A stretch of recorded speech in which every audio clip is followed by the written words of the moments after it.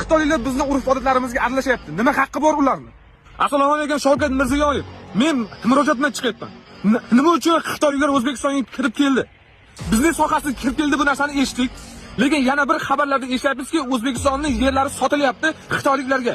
O'zbekistonda qarzi bor Xitoydan trillion deb bu narsani ham eshitdik. Nima uchun? Bizga mana shu narsa haqida ma'lumot bering. Biz xalqmiz. Sizni prezidentlikka biz saylaganmiz. Xalq saylagan. Siz xalqni eshitishga majbursiz, xalqni yengillik kiritishga majbursiz. Sveti narxini oshirib tashladinglar. Gazni narxini 1 yilda 3 marta oshirib yordinglar. Ya'ni gapirgan odamni qamoqqa tiqaysizlar, qamoqqa tiqaysizlar. Xalqni unda kim eshitadi?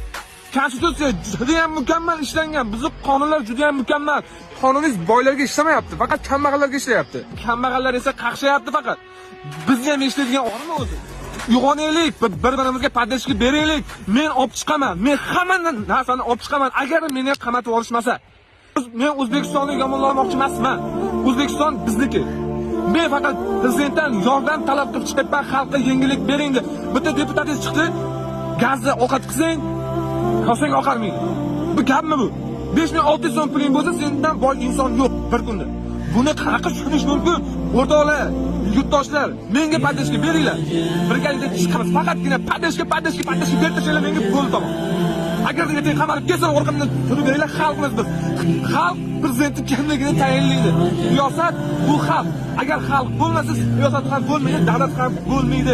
Bizga faqat yengillik talab qilishingizni so'raymiz. Bu videoni maksimallik hammaga tarqatinglar. O'zbekiston, Qozog'iston, Tojikiston hammaga. Albatta menga podдержка bo'linglar, obuna bo'linglar. Menga yordam beringlar. O'zbekiston